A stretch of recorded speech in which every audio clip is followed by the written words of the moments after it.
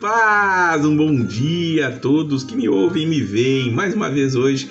E hoje nós estamos com o nosso devocional no livro de Marcos, no capítulo de número 14. Se você está acompanhando nossas proposições de leitura do Antigo Testamento, hoje nós encerramos a leitura do livro de Gênesis. Você vai ler dos capítulos 47 até o capítulo 50 e até o final do ano. De segunda a sexta apenas você vai estar lendo toda a palavra do Senhor. Marcos, ele vai falar sobre os dias finais de Jesus. Jesus vai estar em Betânia e ali ele vai estar à mesa de Simão, o leproso. Segundo o relato dele, vê uma mulher trazendo um vaso de alabastro com preciosíssimo perfume de nardo puro e quebrando o alabastro, derramou o bálsamo sobre a cabeça de Jesus. Jesus diz no versículo de número 6 que ela praticou uma boa ação e antecipou a ungí-lo para a sepultura. E ele diz aqui, ele menciona no versículo 9 que onde for pregado todo o evangelho, será também contado o que ela fez para a sua memória, em qualquer lugar do mundo onde o evangelho for pregado. É interessante vermos que aqui Maria, ela vai ungir a Jesus, antecipando Jesus para a sua sepultura, e Jesus fala aquilo no meio daqueles. Será que eles não prestaram atenção que Jesus estava falando sobre a sua morte? Mas é interessante que ela entregou o que ela tinha, ela quebrou ali um vaso de alabastro, era muito caro, ela foi para adorar Jesus, ela não pensou duas vezes em oferecer o melhor que ela tinha ao nosso mestre, ao Senhor Jesus Cristo. Será que nós temos feito isso? Será que nós temos entregado o nosso melhor para o Senhor? Será que o Senhor tem recebido o melhor do nosso tempo, o melhor do nosso dia, o melhor dos nossos dons, nossos talentos? Nós temos dedicado a Ele? Que fique essa aplicação para nós colocarmos em prática aqui. Nós vamos ver que Jesus vai celebrar a Páscoa com os discípulos. Vamos lembrar que a Páscoa é a celebração da saída do povo de Israel ali do Egito, e a nação judaica sempre comemorou aquilo, e Jesus sempre participou das Páscoas, sempre ia a Jerusalém com a sua família, inclusive, para estar ali. E Jesus, ele tem todo um preparativo sobrenatural para que isso aqui aconteça, e quando ele está à mesa ali com eles, disse Jesus: em verdade vos digo que um dentre vós, o que come comigo, me trairá, diz o versículo de número 18. E Jesus vai dizer: é um dos 12, um de vocês que mete a mão comigo no prato. E ele diz o porquê: pois o Filho do Homem vai, como está escrito a seu respeito, mas ai daquele por intermédio de quem o Filho do Homem será traído, melhor lhe fora não haver nascido. Veja bem que existe uma agenda pré-determinada daquilo que tem que acontecer. Ao momento correto, Jesus sempre disse: ainda não é chegada a minha hora, ainda não vai chegar, mas agora chegou. Agora chegou o momento e o Filho do Homem seria traído. Ai daquele que o traísse, mas haveria alguém que o trairia, e esse nós sabemos foi Judas. Naquele momento ali também Jesus institui a ceia. Ele pega a Páscoa agora e traz uma ressignificação.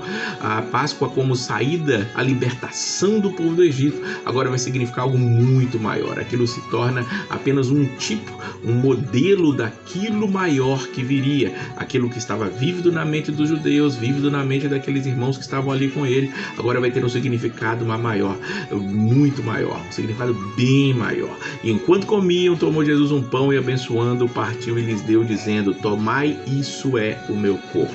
A seguir tomou Jesus um cálice, tendo dado graças, o deu aos seus discípulos, e todos beberam dele.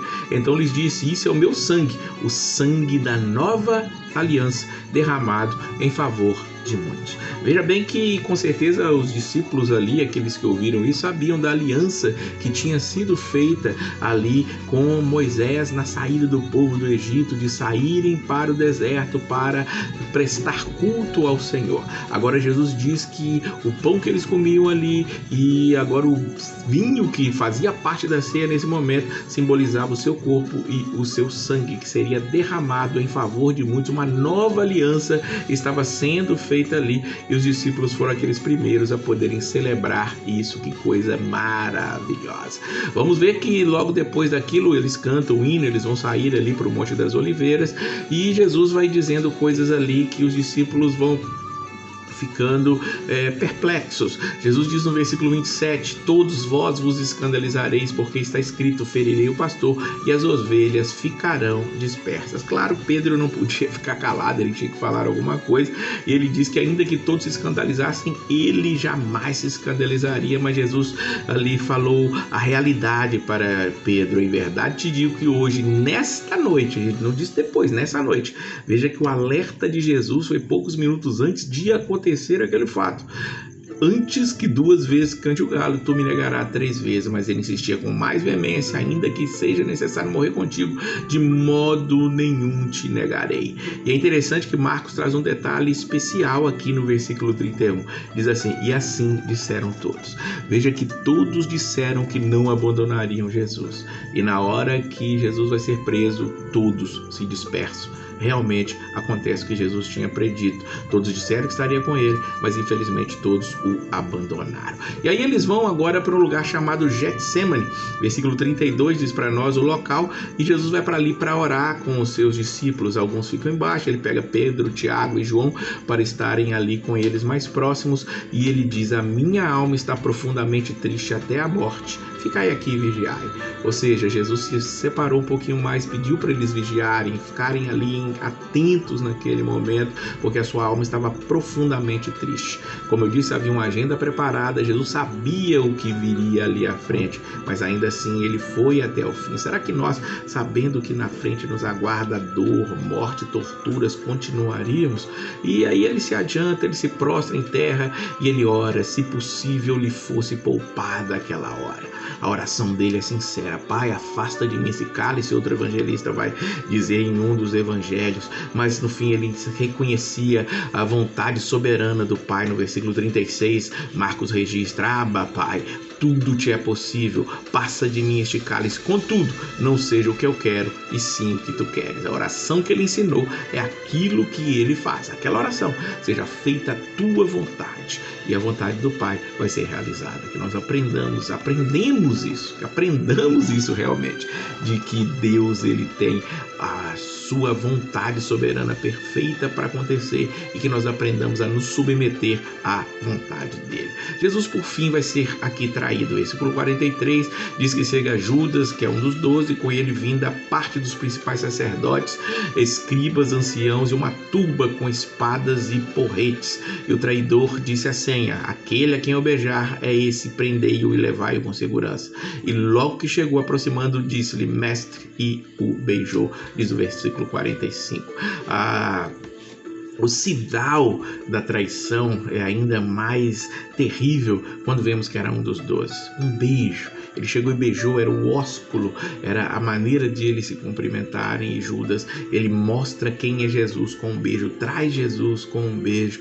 Como eu disse, já estava predeterminado para acontecer, mas ai de Judas, que foi aquele que resolveu estar fazendo isso. Dali para frente, Jesus vai passar por um show de horrores. Ele vai perante o sumo sacerdote, diz o versículo 53, e ali estavam os principais sacerdotes, os anciãos, os escribas, e Jesus vai começar a ser julgado, vai começar a passar de mão em mão, e ali a ser humilhado psicologicamente, emocionalmente, fisicamente, todas as maneiras possíveis. Naquele momento, naquela noite em que Jesus já tinha anunciado que aquilo aconteceria, de fato começou a acontecer. E há um relato interessante no versículo 54. Pedro seguira-o de longe até o interior do pátio do sumo sacerdote. Pedro estava seguindo uma de longe.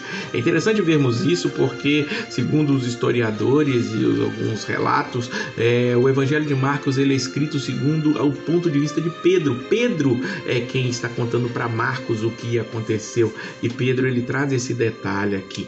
E aí nós vamos ver que logo depois daquilo tudo, Pedro está longe, e ali o versículo 65 diz para nós que eles escuspiram, cobriram o seu rosto, lhe deram murros e dizer que profetiza, e ele estava sendo bofeteado ali. Por fim, Marcos relata aqui o registro da traição de Pedro. Pedro vai dizer várias vezes, eu não conheço, eu não compreendo o que vocês estão dizendo que eu conheço. Ele nega de novo, e aí depois ele começa até mesmo a preguejar e a jurar, não conheço esse homem de quem falás, diz o versículo 71. No 72, o galo canta. No registro de Marcos, o galo tinha cantado uma vez e depois canta uma segunda vez. Na segunda vez, o versículo 72 nos revela, Pedro se lembrou da palavra de Jesus lhe dissera: antes de 2 vezes o galo cante, tu me negarás 3 vezes. Caindo em si, desatou a chorar. Veja que o galo cantar foi o sinal para Pedro parar de negar. Foi um instrumento da graça, como eu gosto de dizer. Então que nós prestemos atenção aos sinais que nos são dados para nós pararmos de negar, pararmos de trair, pararmos de ir contra Jesus. Jesus tem o melhor para nós e a sua palavra é o melhor instrumento. Que Deus abençoe a sua vida e a paz do Senhor.